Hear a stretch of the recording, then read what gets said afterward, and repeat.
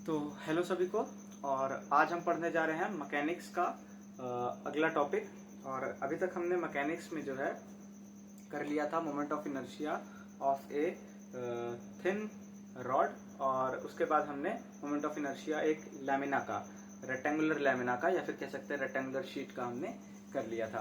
तो आज हम करने जा रहे हैं मोमेंट ऑफ इनर्शिया। हम फाइंड आउट करेंगे एक रेक्टेंगुलर बार का, फिर हम फाइंड आउट करेंगे एक रेक्टेंगुलर रिंग जिसको हम कह सकते हैं एक छल्ले का, ठीक, और फिर हम फाइंड आउट करेंगे रेक्टेंगुलर डिस्क का। तो इन तीन चीज़ों का हम जो है आज moment of inertia find out करेंगे। तो स्टार्ट करते हैं।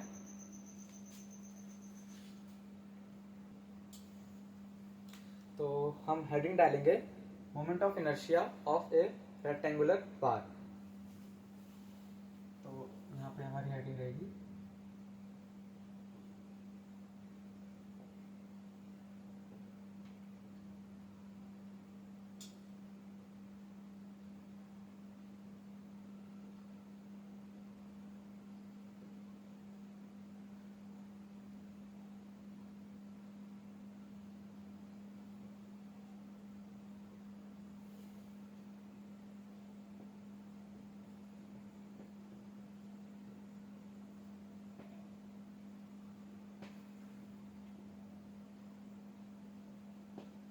Of a rectangular bar. ठीक, तो हमारा रेक्टेंगुलर बार हम सब जानते हैं कि इस तरह से होता है। हमारा एक रेक्टेंगुलर बार जो होता है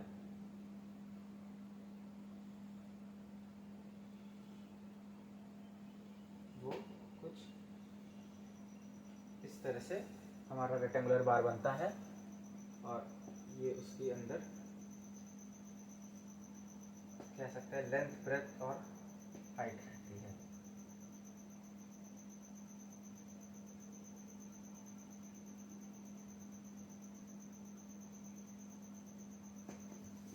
ठीक, इस तरह से उसकी लेंथ, ब्रेथ और हाइट रहती है। ठीक, हमें इसका मोमेंट ऑफ इनर्शिया निकालना है इसके सेंटर ऑफ मास से। सबसे पहले हम निकालेंगे moment of inertia about the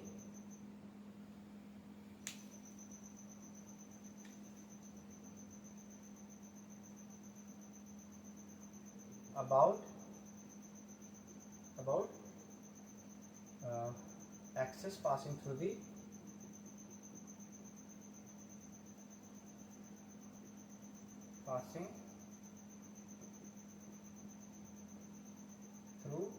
centre of gravity. ठीक, सेंटर ऑफ ग्रेविटी से होते हुए इसकी जो एक्सेस जा रही है इस रेक्टेंगुलर बार से, उसके अबाउट हम मोमेंट ऑफ इनर्शिया का निकालेंगे।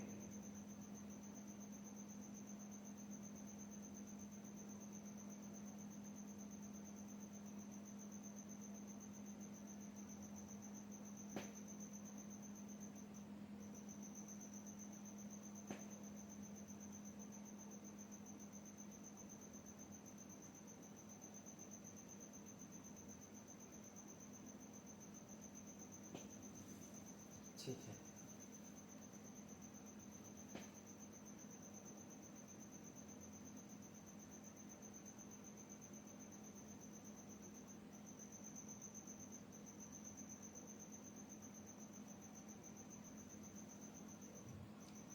तो ये हमारा एक रेक्टेंगुलर बार है, और इसके सेंटर ऑफ मास से हमारी जो है ये एक एक्सेस पास कर रही है इसके सेंटर ऑफ मास से। ठीक, इसको हम डिनोट कर, इस सेंटर ऑफ मास के अबाउट जो भी हमारा मोमेंट ऑफ इनर्शिया है उसको हम डिनोट कर देते हैं आई सेंटर ऑफ ग्रेविटी, सॉरी इसके सेंटर ऑफ ग्रेविटी से पास कर रही है, और उसको हम लिख देते हैं आई C O ji, centre of gravity. ठीक, इसकी जो लेंथ है वो एल है, इसकी जो ब्रेथ है वो बी है, और जो इसकी हाइट है उसको हम डिनोट करेंगे एक्स से। ठीक, अब इसका मास कैपिटल एम है। ठीक, तो इसकी डायमेंशंस हो गई, तो सबसे पहले हम निकालेंगे मास पर यूनिट वॉल्यूम इसकी। ठीक, तो वो हमारी आएगी मास ऑफ यूनिट वॉल्यूम।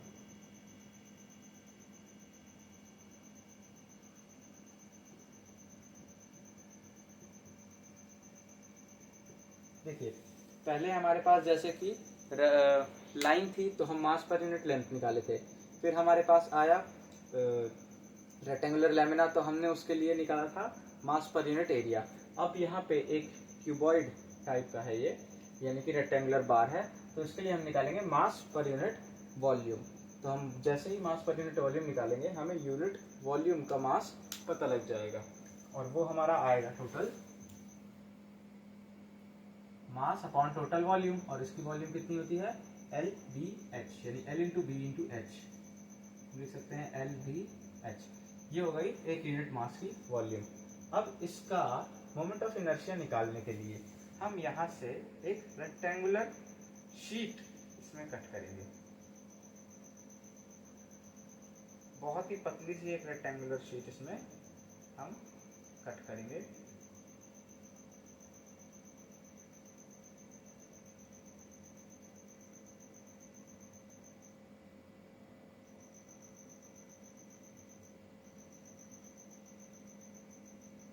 ठीक,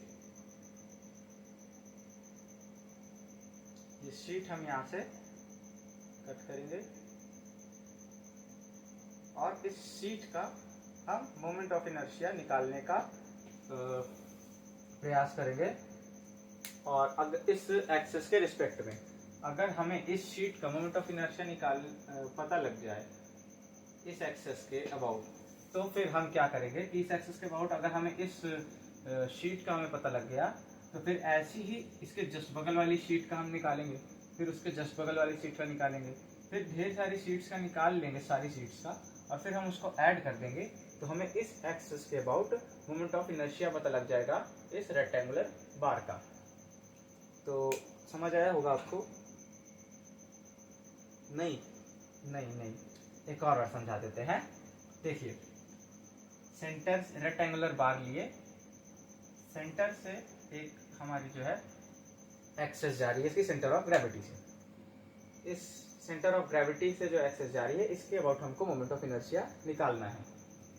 हमने क्या किया, इसमें एक रेक्टेंगुलर बार काटा, ठीक, इसकी जो विड्थ है वो रखी हमने dx, और इसका जो मास है वो रखा हमने dm।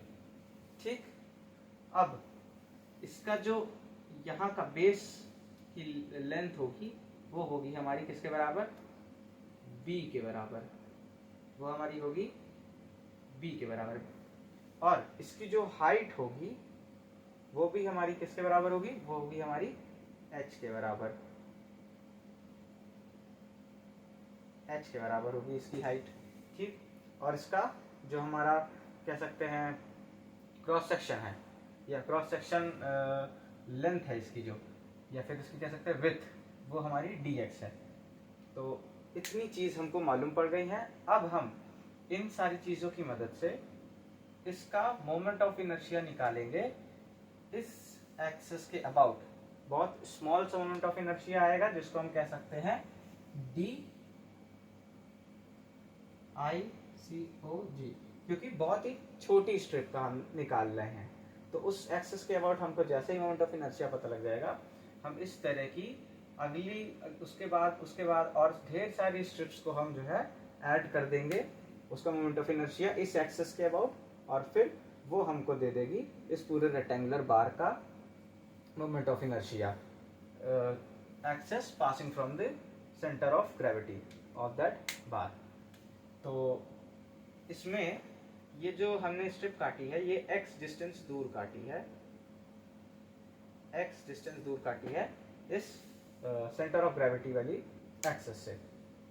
ठीक, अब एक चीज, ये तो चलो हमें पता है कि ये d हमारा इतना छोटा इसका आएगा, बट इसका खुद का भी सेंटर ऑफ ग्रेविटी के अबाउट एक एक्सेस होगी, और इसका खुद का भी जो है मोमेंट ऑफ इनर्शिया होगा सेंटर ऑफ ग्रेविटी के अबाउट। इससे जस्ट पहले हमने जो है क्या कंप्लीट किया है, moment of inertia of a rectangular sheet. तो ये इसकी लेंथ बहुत ही छोटी है, dx बहुत छोटा है। ठीक, तो ये एक रेक्टेंगुलर शीट की तरह है, और उस रेक्टेंगुलर शीट में इस तरह से उसका मोमेंट ऑफ इनर्शिया, ये मान लेते हैं रेक्टेंगुलर शीट है अगर, और ये उसके मोमेंट ऑफ सेंटर से अगर जो है एक्सेस पास कर रही है तो इस एक्सेस का मोमेंट ऑफ इनर्शिया होगा हमारा, जैसे अगर इसके क्रॉस पार कर रही है, ये हमारा सेक्शन मान लेते हैं बी है, ठीक, उसमें देखिए ये बी के क्रॉस पार कर रही है, यहां से जो हमारी एक्सेस जाएगी वो हमारे बी के क्रॉस उसको बी को कट करते हुए कर रही है, तो इसका मोमेंट ऑफ इनर्शिया आएगा हमारा एम बी स्क्वायर बाई 12, ठीक, ये हमारा इसका मोमेंट ऑफ इनर्शिया आएगा।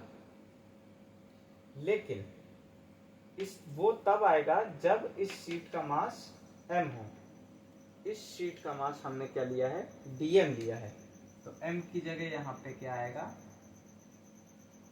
dm आएगा, ठीक, और b हमारा सेम है क्योंकि b को ही कट कर रहा है वो, और बाकी हमारा सब कुछ सेम है। तो इसका ये हमारा आएगा मोमेंट ऑफ इनर्शिया किसके अबाउट, इस शीट के सेंटर ऑफ ग्रेविटी के अबाउट, तो इसको लिख देते हैं सेंटर ऑफ ग्रेविटी की I dash centre of gravity, ठीक। अब हमको करना क्या है, हमको इस ये आई डैश के अक्रॉस हमको पता है ये हमारा आई C O ji centre of gravity और ये हमारा I dash centre of gravity इस शीट की। अब हमको आई डैश के अबाउट पता है, हमको आई C O ji centre of gravity के अबाउट हमको इसका moment of inertia find out करना है। तो हम जैसे कि पढ़े थे पैरेलल एक्सेस थ्योरम में कि अगर हमको एक एक्सेस के about centre moment of inertia हमें पता है और हमें उसी एक्सेस के पैरेलल नोन डिस्टेंस पे, मतलब कि जो डिस्टेंस हमको पता हो, नोन डिस्टेंस पे अगर हमें कोई उसी ऑब्जेक्ट का moment of inertia find out करना हो तो हम पैरेलल एक्सेस की हेल्प से हम उसको इस तरह से लिख सकते हैं कि डी आई सी ओ जी, क्योंकि बहुत छोटा आएगा उसका तो हम सब डेल्टा में हर चीज़ें लिखेंगे। तो D I C O G is equals to I C उस सेंटर उसके सेंटर ऑफ ग्रेविटी के जो मोमेंट ऑफ इनर्शिया है वो आई डैश सी ओ जी, ठीक, ये भी बहुत छोटा ही आएगा तो उसको लिखते हैं डी प्लस इसका मास कितना है, डी एम है, यानी कि हम लिखते थे ना एम ए स्क्वायर, यहाँ m की जगह हम लिखेंगे dm, perpendicular parallel axis theorem में हम लिखते थे ना ICOG IAB is equal to ICOG plus MA square, तो यहाँ पे हम m की बजाय dm लिखेंगे और a की बजाय यहाँ पे हम लिखें x डिस्टेंस है तो हम लिखेंगे x स्क्वायर। ये हमारे पास आ गया, ठीक। अब हम ध्यान से देखें अगर तो हमारा इसमें वेरी क्या कर रहा है, हम क्या करेंगे, इसके अबाउट हमको पता लग गया, ठीक, हमको पता लग गया कि इस एक्सेस के अबाउट इस पर्टिकुलर शीट का क्या मोमेंट ऑफ इनर्शिया है। अब हम इसके जस्ट बगल वाली करेंगे तो उसमें से हम x में कुछ कम करेंगे, फिर उसके बगल वाली करेंगे, फिर उसके बगल वाली करेंगे, तो हमारा वेरी क्या कर रहा है, x धीरे धीरे पहले कम हुआ, फिर यहाँ तक आया, फिर इससे बढ़ा, फिर हम इधर का भी नापेंगे उससे, तो हमारा x जो है वेरी कर रहा है, ठीक। पहली बात तो ये पक्की हो गई कि हमारा x वेरिएबल है। अब किसके अलोंग वेरी कर रहा है, b के अलोंग नहीं, h के अलोंग भी हमारा वेरी नहीं कर रहा है, वो असल में l के अलोंग वेरी कर रहा है।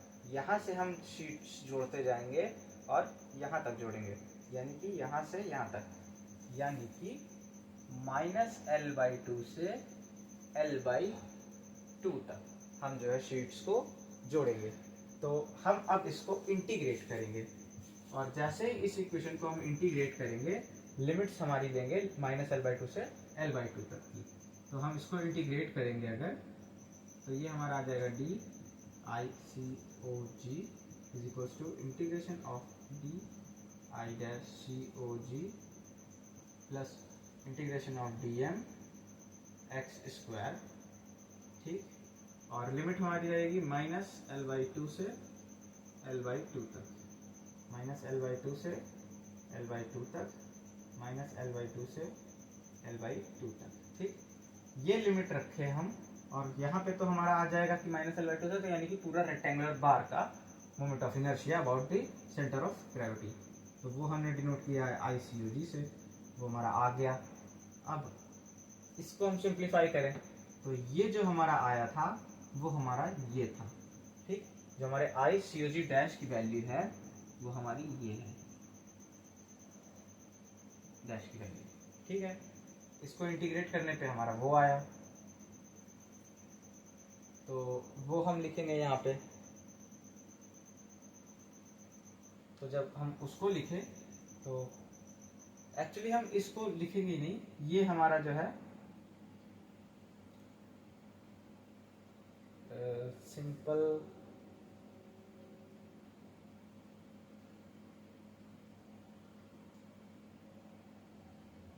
हाँ, इसमें हम डी नहीं लिखेंगे, इसका तो ये हमारा पता ही है ना, ये तो बहुत छोटा में आएगा ही आएगा, लेकिन इसमें डी हम लिखेंगे नहीं, ठीक, क्योंकि हमें किसी चीज़ का इसमें डिफरेंस हम निकाल नहीं रहे हैं, उसमें डेल्टा का यूज़ नहीं कर रहे हैं। सीधे हम आई ओ जी लिखेंगे, इसका moment of inertia centre of gravity के अबाउट, ठीक, axis passing from the centre of gravity के अबाउट लिखेंगे, यहाँ पे भी वो लिखेंगे। अब इंटीग्रेट करेंगे इसको, इंटीग्रेट करेंगे इसको और इसको इंटीग्रेट करेंगे तो ध्यान से देखेंगे कि इसमें सभी हमारा डीएम को छोड़ के कांस्टेंट आया है, ठीक। तो इसको इंटीग्रेट करेंगे हम माइनस एल बाई टू से एल बाई टू तक।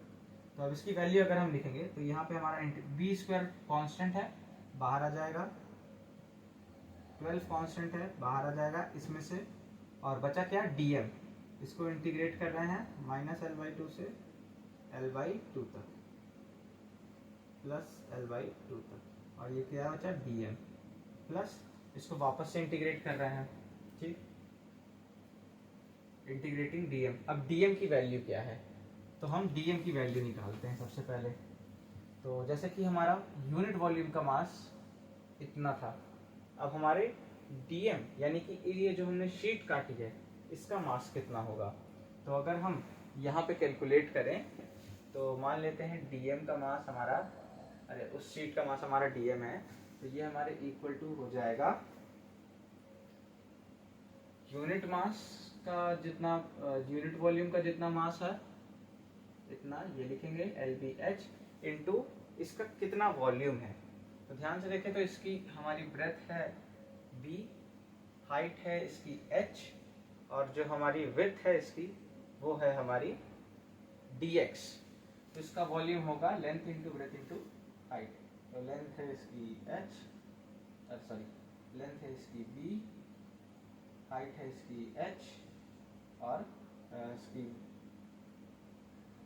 इसकी ब्रेथ है dx। तो h से h कैंसिल आउट होगा, b से b कैंसिल आउट होगा, और हम बच जाएंगे dm के साथ m dx अपॉन l। ये हमारा dm आ जाएगा। अब हम उस dm की वैल्यू यहाँ पे रखेंगे।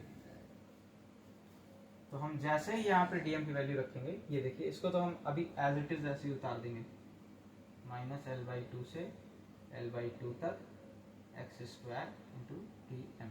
अब अगर नीचे हम यहाँ पे dm की वैल्यू लिखे तो वो हमारा आएगा आई सेंटर ऑफ ग्रेविटी के अबाउट इज इक्वल्स टू, इसका देखिए इसका हमने वो किया तो dm की वैल्यू पहले रखे हैं यहाँ पे हम, तो dm की वैल्यू हमारी वो है, तो m बाहर l बाहर, केवल और केवल dx बचेगा। तो B square into M upon में 12 अपॉन में l भी बाहर आया, integration of dx l by two से l बाई टू, यहाँ माइनस आएगा, प्लस इसका इंटीग्रेशन, ठीक। अब इसका इंटीग्रेशन अगर हम करेंगे तो dm की वैल्यू फिर से रखेंगे हम यहाँ पे, तो वहाँ से m बाहर l बाहर, बचा क्या, सिर्फ dx। तो m upon l integration minus l by two से l by two of x square dx। यहाँ तक हमारा आ गया। अब हम इसको रब कर दे रहे हैं।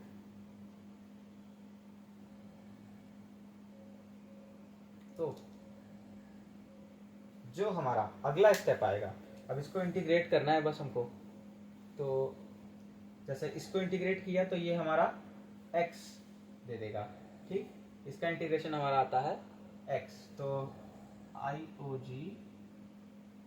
ICOG is equals to mv² upon 12l x varying from -l/2 to +l/2, फिर प्लस m/l x² का हो जाता है x³, हम यहाँ पे x³ लेंगे -l/2 से +l/2 तक, और यहाँ पे हमारा 3 बाहर आ जाता है, मतलब x³/3 आता है तो हमने 3 कॉमन ले लिया। अब अगला स्टेप करेंगे, इसको हम मिटा रहे हैं,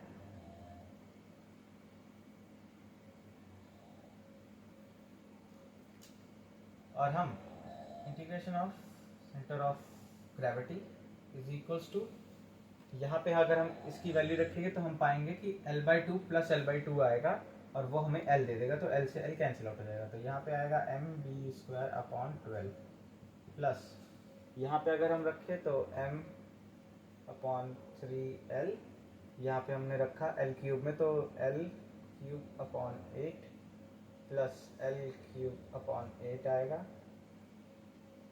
और ये हमारा हो जाएगा 2l³ अपॉन 8, और यहाँ 2 से 8 कटेगा तो l³ अपॉन 4। ठीक, तो हमें ये स्टेप मिटाना पड़ेगा।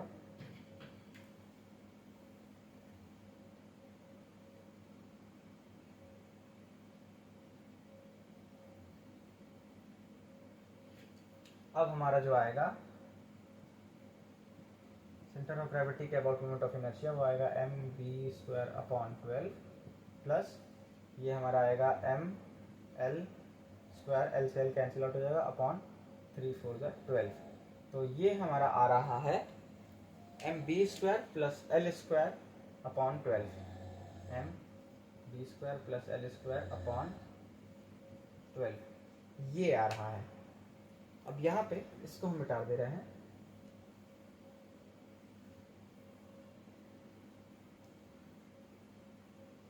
गौर करने वाली बात यह है कि हमारे पास उसकी 3 डायमेंशन थी, उस रेक्टेंगुलर बार की 3 डायमेंशन थी। ये तो एक्चुअली में रेक्टेंगुलर बार का ही हमारा मोमेंट ऑफ इनर्शिया आया है, बट हमारे पास 3 डायमेंशन थी, l, b और h की। ठीक, ये 3 डायमेंशन थी, यहाँ पे केवल b और l यूज हुआ है ना, यहाँ पे केवल v और l यूज हुआ है। अगर हम गौर से देखें तो हमारा तो, अगर हमें इस एक्सेस के अबाउट निकालना होता तब तो कुछ और भी यूज हो सकता था। इस एक्सेस के अबाउट अगर हमें निकालना होता, ऐसे जो जा रही हो बीच से अंदर, है ना, तो उसके अबाउट कुछ और 2 यूज हो सकते थे। तो ध्यान से देखिए, जब हमने निकाला ICOG ऐसे, तो ये जो एक्सेस है वो किसके परपेंडिकुलर है? हाइट के, अरे पैरेलल, किसके पैरेलल है? हाइट के पैरेलल है। यानी कि हमारे रेक्टेंगुलर बार, ये वाली जो सेंटर ऑफ ग्रेविटी से पास करने वाली एक्सेस है, वो हमारे हाइट के पैरेलल है। तो यहाँ पे हमारा हाइट का टर्म नहीं है, h नहीं है, यहाँ पे b² है और l² है। अगर हमें इसके थ्रू निकालना होता, ये वाली है जो एक्सेस है, मान लेते हैं x और x', तो हमारा IX आता, ये किसके पैरेलल है? L के, तो L का टर्म हटा देते हैं इन तीनों में, तो हमारा आता m अपॉन 12, L हटाते b² प्लस h²। ठीक, और अगर हमें ये वाली निकालनी होती, इसको मान लेते हैं हम z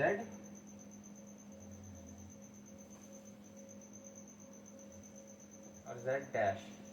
ठीक, तो वो हमारी क्या आती? I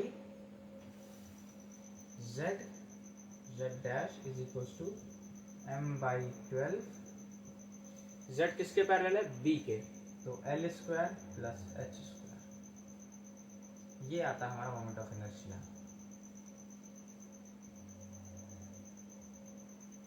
तो ये था हमारा रेक्टेंगुलर बार का moment of inertia about axis passing through the centre of gravity. ठीक, तो इतना काफी हो गया। अब हमारा जो है, आई थिंक आपको समझ में आ गया होगा किस तरह से निकालना है। ठीक, थोड़ी बहुत कैलकुलेशन है, बाकी सेम इसका जो कंसेप्ट था वही मेन था कि हमें एक स्ट्रिप लेनी है, उसका मोमेंट ऑफ इनर्शिया हमको बीच से जो ये एक्सेस जा रही है उसके अबाउट निकालना है। तो उसके अबाउट हम कैसे निकालेंगे?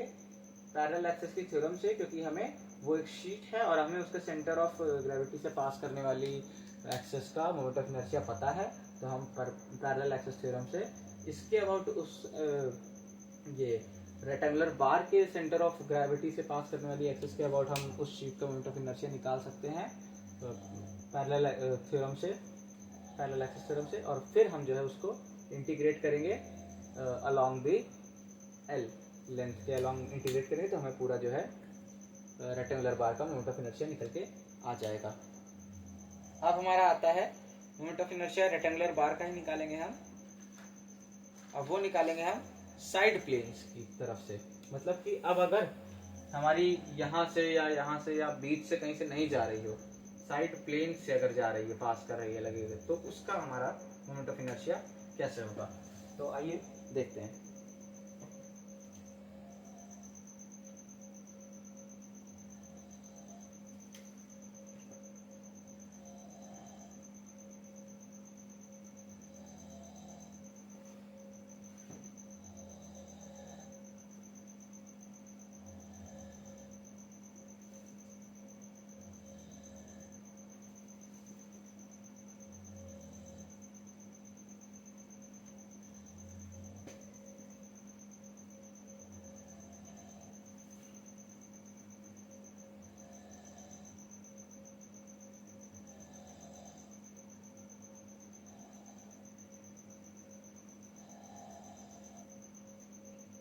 हम डालते हैं नंबर 2। ठीक, नंबर 2 है अलोंग द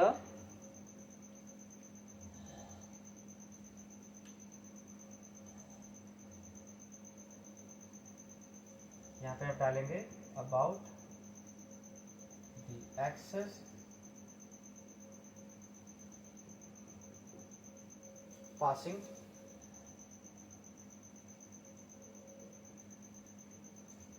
थ्रू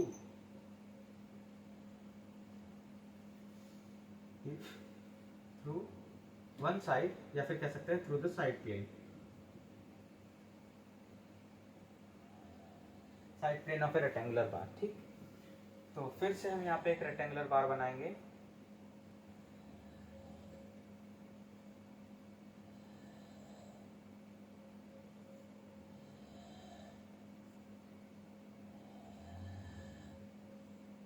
ठीक, और अब की बार हमें इसके सेंटर ऑफ ग्रेविटी और सेंटर ऑफ ग्रेविटी के अबाउट मोमेंट ऑफ इनर्शिया पता है, और वो हमारा कितना आया है। मान लेते हैं ये साइड आपकी एल है हमारी, पिछली बार की तरह, और ये हमारी बी है और ये हमारी एच है मान लेते हैं। तो ये हमारा आया था, अगर एल के देखिए एच के पैरेलल है तो M B square plus H square upon में 12। ठीक, ये हमारा सेंटर ऑफ ग्रेविटी इसके अबाउट आया था। हमको क्या फाइंड आउट करना है, इसके अबाउट ये जो हमारी सरफेस है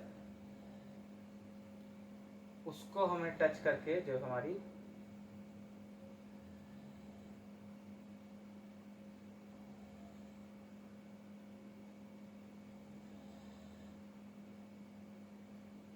लाइन पास हो रही है, उसको एकदम उस प्लेन से हमारी लाइन पास हो रही है, उसके अबाउट हमें जो है सेंटर ऑफ मतलब उसके अबाउट हमें जो है मोमेंट ऑफ इनर्शिया निकालना है।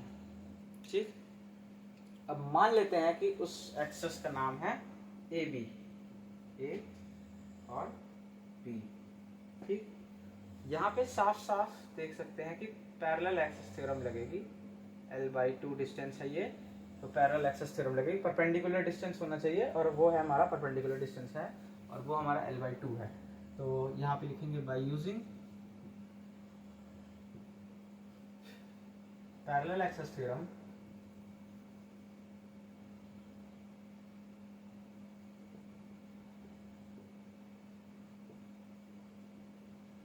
पैरेलल एक्सेस थ्योरम हम अगर यूज करें तो यहाँ पे हमारा आ जाता है I A B is equal to I C O G plus M A square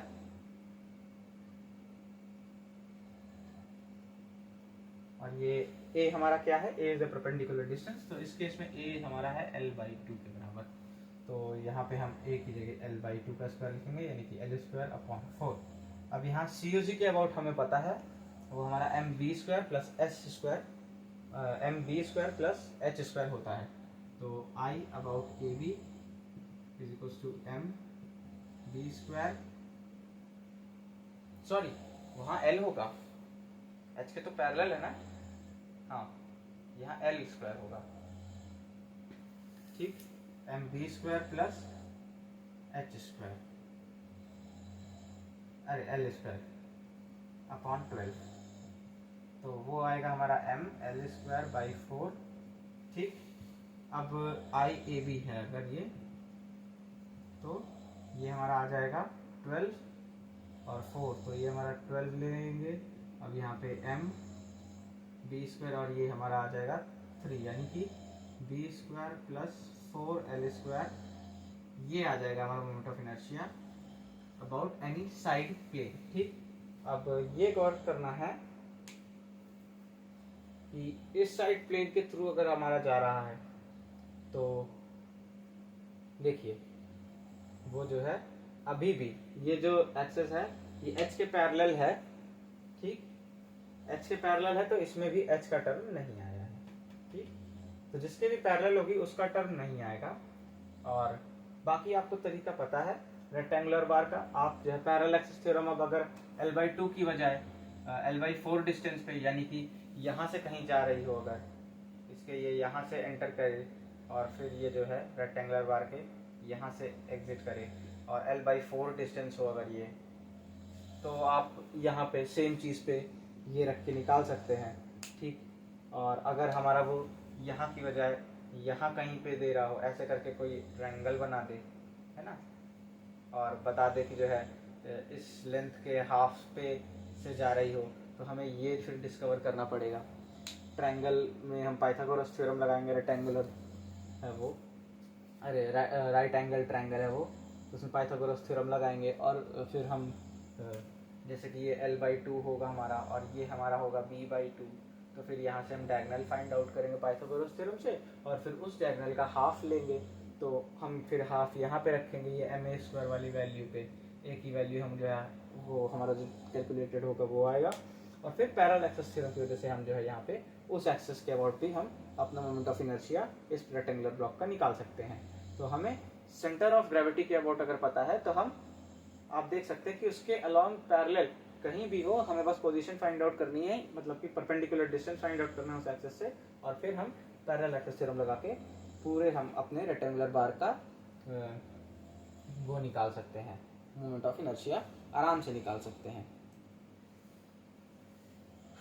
एक चीज याद रखना, अगर एग्जाम में मान लेते हैं ये डायग्राम मिटाते हैं, इस पे बहुत ट्रिकी होता है, आप लोग कल पढ़े थे या जब भी पढ़े हों लास्ट वीडियो मैकेनिक्स का, उसमें मैंने एक बात बताई थी। मान लेते हैं, आप लोग बताइएगा कि ये तरीका हो सकता है कि नहीं मोमेंट ऑफ इनर्शिया निकालने का। ये हमारा रेक्टेंगुलर ब्लॉक है, ठीक,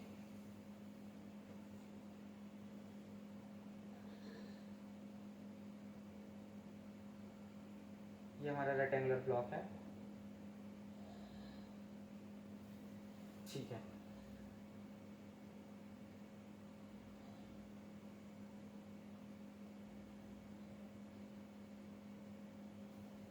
और हमें यहाँ से जो यहाँ पे एग्जिट हो रही है, ये इसके अबाउट मोमेंट ऑफ इनर्शिया पता है, मान लेते हैं x डैश है, ठीक, और जो हमारे यहाँ से यहाँ पास आउट हो रही है, ठीक, इस सेंटर से इस सेंटर पे,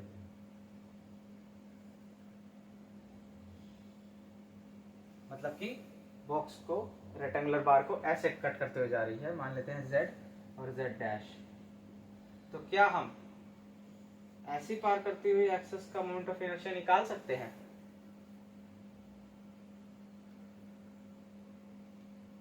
तो पहली बात, अगर आप लोग सोच रहे हो कि परपेंडिकुलर एक्सेस थ्योरम यहां पे अप्लाई करोगे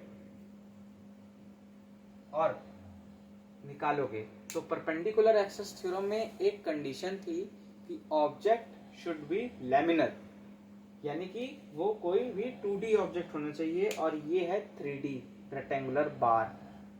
तो यहाँ पे ये नहीं लगेगा। यहाँ पे आप साफ साफ देख रहे हो कि ये वाला जो IOCOG है, ये वैसे ही हमारे इस हाइट के पैरेलल है। तो हम आराम से इस तरह से और इस तरह से हम अपना निकाल सकते हैं रख के। तो वैसे तो हमें इस पे जरूरत नहीं थी, लेकिन बस एक कंसेप्ट के लिए और याद दिलाने के लिए कि रेक्टेंगुलर बार पे परपेंडिकुलर थ्योरम हमारी नहीं लगेगी। ठीक, हाँ, हो सकता हो कि अगर ये ऊपर वाली सरफेस पे ऐसे गई हो और इधर से ऐसे गई हो, ठीक, लेकिन फिर भी हमारी परपेंडिकुलर थ्योरम इस पे नहीं अप्लाई होगी। परपेंडिकुलर थ्योरम हमारी केवल और केवल लैमिनर ऑब्जेक्ट्स पे अप्लाई होती है। ये चीज हमें याद करके रखनी है। ठीक, तो ये था हमारा axis passing through the slide. आपको पता ही होगा कि जितने भी हम पैरेलल में है निकाल सकते हैं। इसके अबाउट भी अगर ये वाली पता चल गई तो फिर इसके अबाउट भी हम सारी पैरेलल निकाल सकते हैं। ये हमें पता है तो हम इसके अबाउट सारी पैरेलल्स कहीं भी हो निकाल सकते हैं, बस हमें परपेंडिकुलर डिस्टेंस पता होना चाहिए। यहाँ पे हमारा एंड होता है रेक्टेंगुलर बार का मोमेंट ऑफ इनर्शिया का। एक आता है और, लेकिन वो हमारे बीएससी थर्ड ईयर में आएगा। रेक्टेंगुलर बार है, उसके डायगोनल के अलोंग मोमेंट ऑफ इनर्शिया, उसके डायगोनल के अलोंग, ये होती है डायगोनल ना, ये इस पॉइंट से इस पॉइंट तक, तो उसके डायगोनल। तो ये हमारा ऊपर का एक अलग ट्रायंगल बनेगा, यहाँ नीचे का एक पिरामिड टाइप बनेगा, नीचे का अलग पिरामिड टाइप बनेगा, तो वो अलग रहता है। और उसका स्ट्रिप काटेंगे, उसका अलग तरीके से वो बढ़ेगा घटेगा। तो वो हमारे थर्ड ईयर में है, थर्ड ईयर के सिलेबस में है। तो अभी हमें ये चीज़ नहीं पढ़नी है, कुछ चीज़ें आगे के लिए बचा के रखते हैं। तो ये हो गया हमारा moment of inertia of rectangular bar. अब आते हैं हम moment of inertia of a thin ring, या फिर हम कह सकते हैं सर्कुलर कॉइल। ठीक, थिन रिंग, बहुत ही पतली हम रिंग लेंगे और उसका मोमेंट ऑफ इनर्शिया निकालने की कोशिश करेंगे।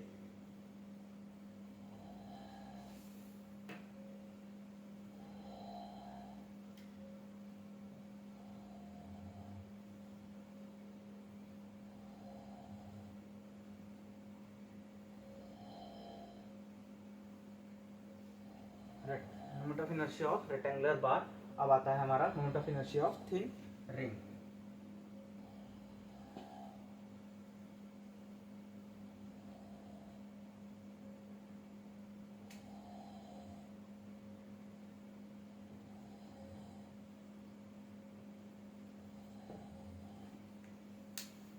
Moment of inertia of thin ring. ठीक, तो जो हमारा मोमेंट ऑफ इनर्शिया होगा थिन रिंग का, वो हमारा कुछ इस तरह से निकलेगा कि सबसे पहले हम निकालते हैं रिंग के, हम सेंटर ऑफ ग्रेविटी के अबाउट निकालेंगे सबसे पहले। तो ये बात तो हमारी पक्की है। तो यहाँ हम लिखेंगे about axis passing through centre of gravity. ठीक, about axis passing through centre of gravity. ये हमारा एक रिंग बनेगी। ठीक, इसको थोड़ा सा ठीक सा बना लेते हैं। ठीक है, ठीक, और ये बहुत ही पतली है, जैसी दिख रही है ऐसी ही है, बट फिर भी इसमें आपको स्ट्रिप कटवानी पड़ेगी और थोड़े बहुत हमको डिनोट भी करने पड़ेंगे कि dx का मतलब क्या है और कितना डिस्टेंस है सेंटर से। तो उन सब चीज़ों के लिए हम इसको हल्का सा मोटा बना रहे हैं, नहीं तो असल में ये बहुत पतली एक छल्ला है, ठीक, पतला सा तार का सर्कल। अब हमें इसके सेंटर से पास हो रही है हमारी जो है इसकी सेंटर ऑफ ग्रेविटी से पास होने वाली एक्सेस, और उस पर इसका मोमेंट ऑफ इनर्शिया मान लेते हैं सेंटर ICOG है, ठीक। इसका रेडियस हमारा दिया है R, ठीक, ये यही लिख देते हैं, R दिया है इसका रेडियस, और इसका मास दिया है टोटल कैपिटल M, ठीक। अब ध्यान से अगर देखें तो हम एक स्ट्रिप काटेंगे, छोटी सी, बहुत छोटी सी स्ट्रिप, ठीक। इसकी लेंथ होगी हमारी dx और मास होगा dm, ठीक। और इसका डिस्टेंस कितना होगा r, इसका भी डिस्टेंस r ही होगा इस एक्सेस से। अब अगर हम ये एक कोई शीट नहीं है, ये असल में रिंग ऐसी है, तो एक छोटी स्ट्रिप मतलब कि इतना पोर्शन, तो ये एक पॉइंट मास के बराबर है, ठीक। वो तो मैंने बड़ा करके दिखाया है आपको। तो ये एक पॉइंट मास के बराबर है और इसका परपेंडिकुलर डिस्टेंस इस एक्सेस से है r। तो अगर इसका परपेंडिकुलर डिस्टेंस हमारी एक्सेस से हमें पता है तो हम इसका मोमेंट ऑफ इनर्शिया निकाल सकते हैं, क्योंकि पॉइंट ऑफ मास का मोमेंट ऑफ इनर्शिया हमको निकालना आता है। और बहुत छोटा मास है तो उसके लिए हमारा DICOG निकलेगा, और ये हमारा आएगा dm, और परपेंडिकुलर डिस्टेंस है r², ठीक। अब हम इंटीग्रेट करेंगे दोनों तरफ, और इसको इंटीग्रेट किया तो ये हमारा ICOG आएगा। और इंटीग्रेशन हम कहाँ से कहाँ तक कर रहे हैं, इंटीग्रेशन हम कर रहे हैं यहाँ से पूरा ये, ठीक। तो देखिए अभी इंटीग्रेशन की लिमिट लिखने की कोई ज़रूरत ही नहीं है यहाँ पे हमको। हम सबसे पहले तो r² बाहर लेंगे, क्योंकि r² कांस्टेंट है हर जगह, देखिए r² हमारा हर जगह सेम आएगा, ठीक। अब बचा क्या, dm। अब हम dm को किसी फॉर्म में चेंज करें, है ना, या dm की वैल्यू हम लिखें, जैसे हमने थिन रॉड पे किया था, या जैसे हमने जो है रेक्टेंगुलर पे किया था, dm की वैल्यू हम वॉल्यूम के रिस्पेक्ट में रेक्टेंगुलर बार में लिखे थे, और लेमिना में हमने जो है एरिया के उसमें लिखा था, है ना, और रॉड में हमने, थिन रॉड में हमने क्या किया था, उसका लेंथ के फॉर्म में लिखा था। लेकिन यहाँ पे हमें ज़रूरत ही नहीं है, r तो हमारा बाहर आ गया, हमें m के उसमें रिस्पेक्ट करना है। तो इसका इंटीग्रेशन अगर इस छोटे छोटे मास का हम इंटीग्रेशन करेंगे तो ये हमें टोटल m दे देगा, खत्म। तो यहीं से हमारा सेंटर ऑफ ग्रेविटी रिंग के अबाउट आ जाती है mr², आ गया हमारे रिंग के अबाउट हमारा जो सेंटर ऑफ ग्रेविटी से हमारा एक्सेस पास कर रहा है, तो वो हमारा कितना आ जाता है mr², ठीक है। अब अगला हम निकालेंगे about axis passing through the diameter. अब अगर ये हमारे डायामीटर से क्रॉस कर रहा है तो डायमीटर क्या होगा, ये होगा हमारा डायमीटर, ठीक। और एक और डायमीटर बना लेते हैं ऐसे वाला, ये होगा हमारा डायमीटर, ठीक। इसको नाम दे देते हैं x डैश, इसको नाम देते हैं y डैश, ठीक। अब ध्यान से देखिए, ये बहुत ही पतला है, ये ऐसा है, तो अब इस पे हम परपेंडिकुलर एक्सेस थ्योरम हम लगा सकते हैं। लेकिन अगर इसकी जरा भी हमारी ब्रेथ होती है ना, तो हम इस पे परपेंडिकुलर एक्सेस थ्योरम नहीं लगा सकते थे। तो जैसे कि यहाँ इसकी जरा भी ब्रेथ नहीं है, ठीक, तो हम यहाँ पे परपेंडिकुलर एक्सेस थ्योरम लगा सकते हैं।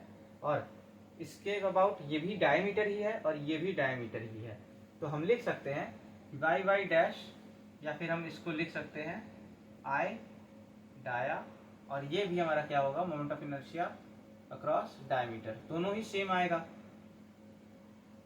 है ना, दोनों ही मोमेंट ऑफ इनर्शिया में कोई भी जरा सा भी डिफरेंस नहीं होगा। तो हम लिख सकते हैं फ्रॉम, इसके लिए फ्रॉम थ्रू द डायमीटर, ये मिटाना पड़ेगा, पैरेलल एक्सेस थ्योरम्स का हम इस्तेमाल करेंगे। जैसे कि हम जानते थे from parallel axis theorem I Z Z dash is equals to I Y Y dash plus I X X dash. ठीक, तो आई जेड जेड डैश हमारा है आई सी ओ जी, जो कि हमें पता है। आई वाई वाई डैश और आई एक्स एक्स डैश हमारा दोनों इक्वल है, और वो किसके इक्वल है? आई डायमीटर के। तो वो हमारा प्लस होने के बाद 2 हो जाएगा। तो अब I of diameter is equals to I of centre of gravity upon 2। और I of centre of gravity हमारी कितनी आई थी? वो हमारी आई थी M R square. So M R square upon 2, ये हमारा डायमीटर के अक्रॉस मोमेंट ऑफ इनर्शिया आ गया रिंग का। ठीक, अब अगर हमसे बोला जाए कि टेंजेंट करे अक्रॉस, ये इससे कोई एक टेंजेंट होती हुई जा रही है, ठीक, इसके अक्रॉस मोमेंट ऑफ इनर्शिया बताइए। ये मान लेते हैं ये हमारा टी है और ये टी डैश है, और इसके across moment of inertia I T T dash है। ठीक, टी टी डैश है। तो अब इसके अक्रॉस मोमेंट ऑफ इनर्शिया कैसे निकालेंगे? बहुत ही सिंपल है। अगर आप ध्यान से देखें तो एक डायमीटर ये भी है जो कि इसके पैरेलल है, आई डाया। ठीक, एक डायमीटर ये भी है जो इसके पैरेलल है एकदम।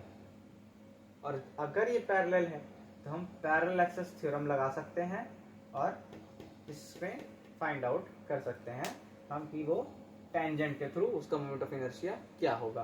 तो आइए अब यहाँ पे लिख देते हैं moment of inertia about the axis passing through the tangent, passing नहीं, moment of inertia about the axis about the tangent axis. ठीक है ना, ये लिख देते हैं passing about the tangent axis. ठीक, टेंजेंट एक्सेस। तो टेंजेंट एक्सेस में हम देखिए हम डायमीटर के क्रॉस ये निकाल लिए थे। अब हम यहाँ पे पैरेलल एक्सेस थ्योरम फिर से लगाएंगे।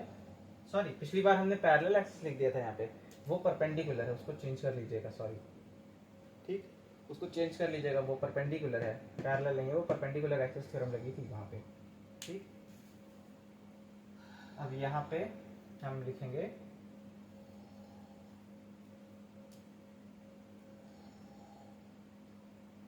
About the tangent axis. तो टेंजेंट एक्सेस के लिए हम लिखेंगे क्या? By using parallel axis theorem. ठीक, पैरेलल एक्सेस थ्योरम को हम यूज करते हुए इसका जो डायमीटर है हमारा, ठीक, ये इसी के पैरेलल है। तो I T T dash is equals to I of diameter plus M A square. यहाँ पे ए कितना है? आर के बराबर है, ए है ना, दिख रहा होगा उसका। तो यहाँ पे ए इज इक्वल्स टू आर, तो ये हमारा हो जाएगा एम आर स्क्वायर, और डाया हमारा है एम आर स्क्वायर बाई 2। तो हम इसको अगर ऐड करेंगे एम आर स्क्वायर से तो ये हमारा आ जाएगा total 5 M R square by 2। तो ये हमारा आ जाएगा I through tangent of a thin circular ring. तो यहाँ पे हमारा खत्म होता है moment of inertia of a thin ring. ठीक, अब हमारा आता है moment of inertia of circular plate या फिर थिन डिस्क। तो अब हम हेडिंग डालेंगे moment of inertia of circular plate या फिर थिन डिस्क। जैसे रेक्टेंगुलर लैमिना का निकाले थे वैसे ही इसका निकालेंगे। यहाँ पे सेम पूरा सेम चीज है, इसलिए आपको और आसानी से समझ आएगा।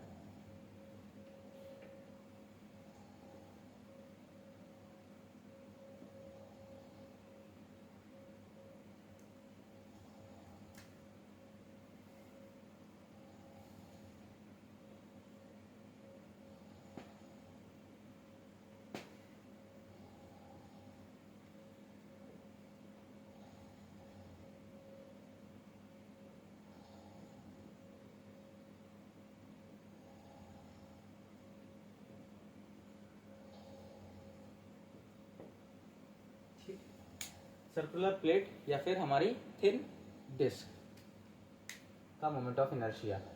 तो सर्कुलर प्लेट या फिर थिन डिस्क की अगर हम बात करें तो वो हमारी कुछ इस तरह से रहती है। ठीक, ये हमारी एक थिन डिस्क है। ठीक, थोड़ा और अच्छा बना दे। ठीक, ऐसे थोड़ी मोटी है।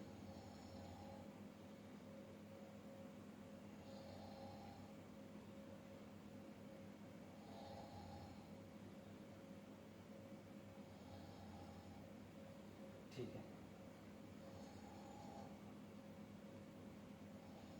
और ये हमारा इसका सेंटर ऑफ ग्रेविटी से पास करने वाली एक्सिस है।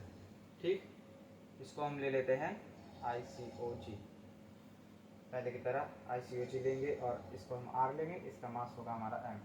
ठीक, ये सारी चीज़ें हमें पता हैं। अब हम सबसे पहले इसमें क्या करेंगे,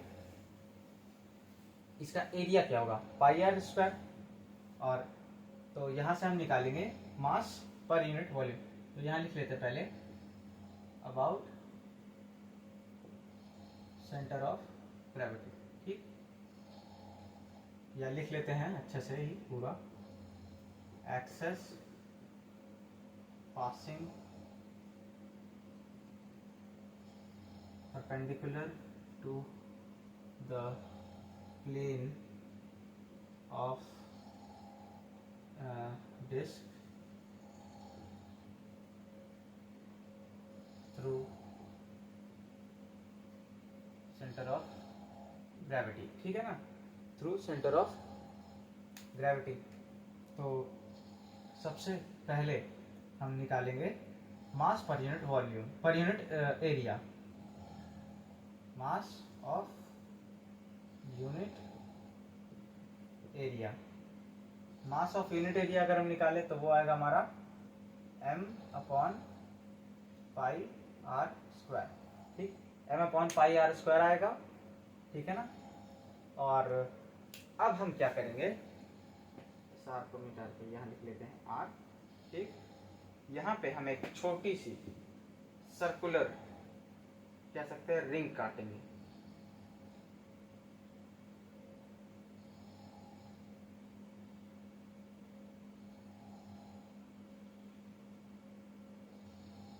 ठीक,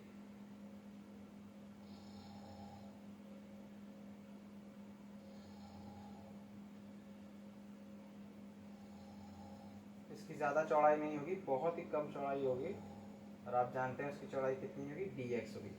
ठीक, तो एक छोटी सी रिंग काटा, इसकी जो वृत्त है वो है dx, इसका मास है dm, इसका जो रेडियस है वो मान लेते हैं x है।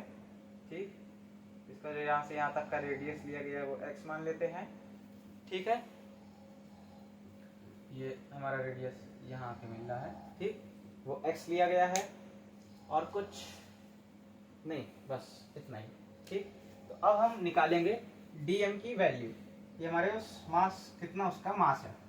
तो हमारा dm हम जानते हैं यूनिटरी मेथड से निकल आएगा, m upon pi R square रखेंगे इनटू, और उसका एरिया, उसका एरिया हमारा कितना है, तो उसका एरिया है, अगर हम देखें मान लेते हैं कि वो कोई एक स्ट्रिप है, सर्कुलर स्ट्रिप है। ठीक, इस तरह से वो कोई सर्कुलर स्ट्रिप है एक। ठीक, इसका एरिया कितना है, अगर इसको हम यहाँ से कट कर दें और इसको खोल दें तो ये एक रेक्टेंगल में चेंज हो जाएगी, है ना, और इसकी जो लेंथ होगी वो उसके सर्कमफ्रेंस के बराबर होगी, और वो सर्कमफ्रेंस कितना है 2 पाई आर, यानी आर यहाँ पे है x, इसका रेडियस हमने x लिया है ना, और ये जो डिस्टेंस है ये dx है, क्योंकि ये है इसकी लेंथ यानी कि मोटाई। ठीक, तो इसका एरिया कितना होगा 2 पाई x इंटू डी एक्स, तो 2 पाई x इंटू डी एक्स, ये इसका हो गया एरिया। तो हमें यूनिट एरिया का मास पता था, टोटल एरिया से इंटू कर दिया उस स्मॉल स्ट्रिप के, तो हमें उस स्मॉल स्ट्रिप का मास पता लग गया। अब ध्यान से देखें, पाई से पाई कैंसिल आउट हो गया और डी एम की वैल्यू जो आ गई वो हमारी आ गई m 2m upon R square into X D X. ठीक, ये हमारी डी एम की वैल्यू आ गई। अब हम क्या करेंगे, हम जो है जैसे इसको x लिए थे हम, x डिस्टेंस दूर है, अब x हम 0 से स्टार्ट करेंगे और बढ़ाते बढ़ाते बढ़ाते बढ़ाते बढ़ाते बढ़ाते r तक जाएंगे। और हम सारे देखो, क्योंकि हमें क्या निकालना है, मोमेंट ऑफ इनर्शिया पहले इस सर्कुलर रिंग का निकालना है और फिर उन सब को जोड़ देना है 0 से लेके r तक, और फिर हमें निकल आएगा सर्कुलर प्लेट या फिर थिन डिस्क का मोमेंट ऑफ इनर्शिया। तो हम स्टार्ट करते हैं। तो हम जानते हैं कि मोमेंट ऑफ इनर्शिया इस सर्कुलर डिस्क का हमारा कितना होगा, इसी एक्सेस के अबाउट हमारा जो है, इसका भी सेंटर ऑफ ग्रेविटी से जाएगा इस सर्कुलर रिंग का, कह सकते हैं सॉरी, इस सर्कुलर रिंग का। तो हमारा इस सर्कुलर रिंग का मोमेंट ऑफ इनर्शिया इसी एक्सेस पे फिर से जाएगा, और वो कितना होगा, वो मान लेते हैं हमारा होगा आई सेंटर ऑफ ग्रेविटी डैश। ठीक, तो हमारा आई सेंटर ऑफ ग्रेविटी डैश हमने अभी अभी जस्ट निकाला है। पहले रिंग का कितना आता है हमारा, रिंग का आता है हमारा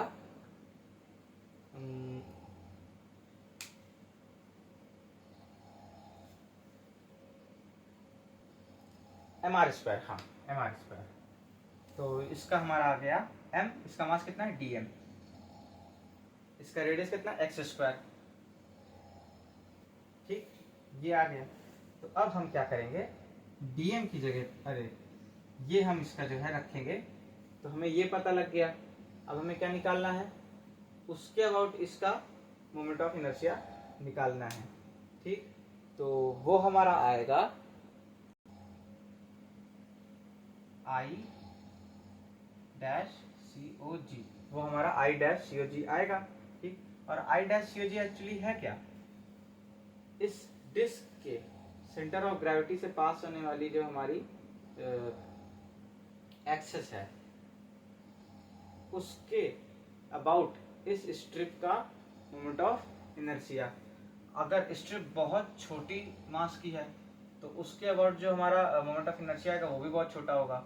तो उसको हम लिख सकते हैं D I centre of gravity of that disc. ये हमारा आई सी ओ जी है और ये हमारा आई डैश सी ओ जी है। तो हम यहाँ पे लिख सकते हैं कि आई डैश सी ओ जी, या फिर आई डैश की जगह इससे रिप्लेस कर सकते हैं। तो D I C O G is equals to integration of D M X square. D M की वैल्यू हम यहाँ पे सब्स्टिट्यूट करेंगे तो ये आएगा हमारा D I C O G is equals to integration कहाँ से कहाँ तक हो रहा है, 0 से r तक हो रहा है। 0 से हमने स्टार्ट किया है, स्ट्रिप काटते काटते काटते काटते काटते काटते काटते काटते r तक ले आए हैं। ठीक, तो हम डी एम की वैल्यू रखेंगे तो यहाँ पे हमारा आएगा, बाहर ले लेंगे पहले 2m upon R square integration of x अंदर ही रहेगा, एक्स स्क्वायर, अब dx लिखेंगे तो ये हमारा आ जाएगा that will be 0 to r। ठीक, तो ये हमारा आ जाएगा एक्स क्यूब का होता है x raise to the power 4/4, तो 2m upon R square x की पावर 4 अपॉन 4, तो 4 बाहर ले लेंगे और इसकी लिमिट रखेंगे 0 टू r।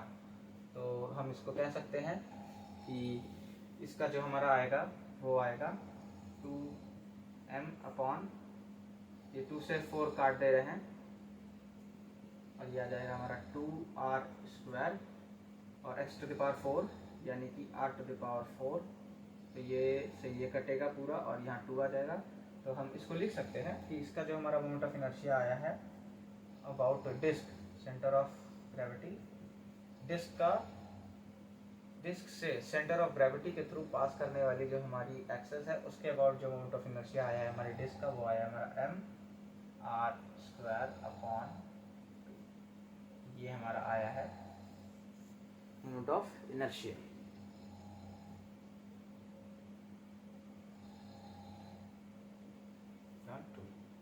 ठीक, ये आ गया था किसके थ्रू, उसके सेंटर से पास होने वाली, सेंटर ऑफ ग्रेविटी से पास होने वाली एक्सेस के थ्रू। अब अगर हमें उसके किसी डायमीटर के अबाउट निकालना है, मान लेते हैं ये एक डायमीटर है, एक डायमीटर हमारा ये है ऐसे, तो उसके अबाउट कैसे निकालेगा, तो सेम जैसे अभी हमने रिंग पे किया, कि दोनों डायमीटर का हम जानते हैं इक्वल ही होगा मोमेंट ऑफ इनर्शिया, तो हम दोनों डायमीटर के मोमेंट ऑफ इनर्शिया को पैरेलल परपेंडिकुलर एक्सिस थ्योरम इस पे लगाएंगे क्योंकि ये एक लैमिनर ऑब्जेक्ट है, और फिर उसके बाद ICOG के इक्वल रखेंगे। तो आइए करके देख लेते हैं। अच्छा, about axis passing perpendicular to the plane of the disc, now about the diameter, ठीक है ना।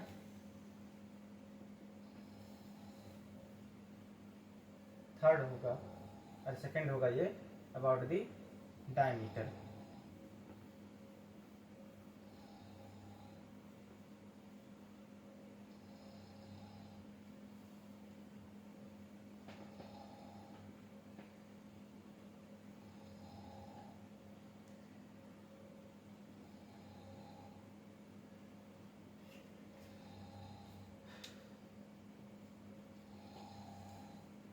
ठीक है,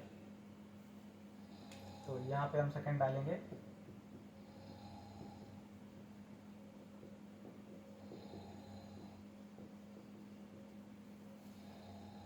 ये हमारी सर्कुलर प्लेट, ये हमारी जो हमने अभी निकाली एक्सेस, जहाँ से मोमेंट ऑफ इनर्शिया हमने अभी निकाला था। कितना आया था ICOG, और वो कितना आया था, वो आया था हमारा mR²/2,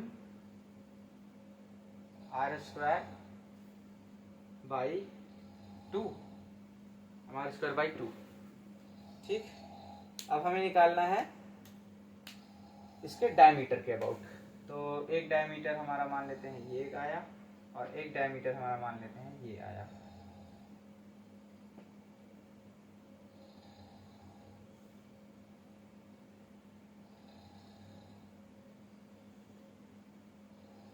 ये आया, ठीक है।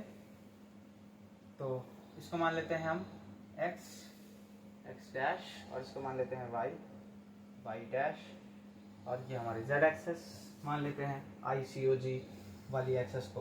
तो वो हमारा कितना आ जाएगा बाय यूजिंग, जैसे कि ये लैमिनर ऑब्जेक्ट है तो यहाँ पे हम परपेंडिकुलर एक्सिस थ्योरम का यूज कर सकते हैं।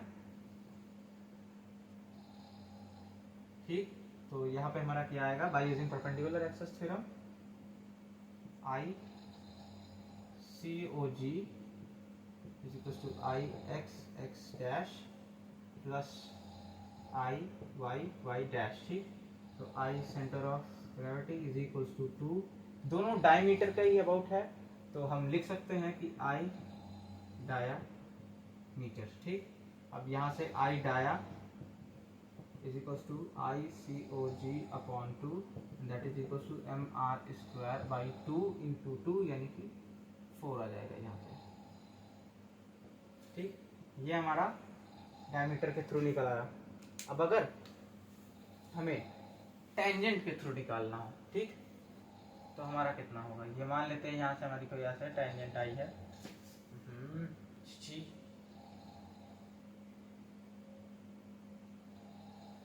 ठीक, ये कोई टेंजेंट के थ्रू हमारी मान लेते हैं आई है, ये टेंजेंट है। छी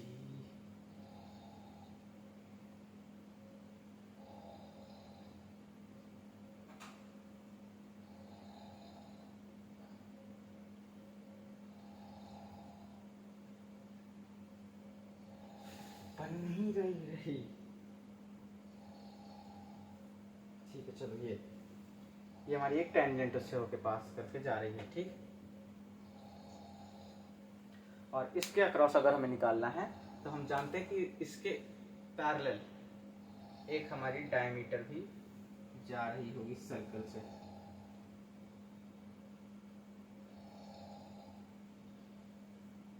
इसके पैरेलल एक हमारा डायमीटर भी जा रहा होगा सर्कल से, ठीक है ना।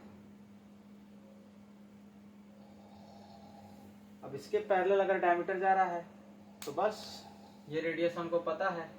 ठीक, हम उसमें क्या करेंगे, mR² जोड़ देंगे bye using parallel axis theorem. तो हम लिख लेते हैं, डायमीटर की बजाय लिख लेते हैं हम अबाउट टेंजेंट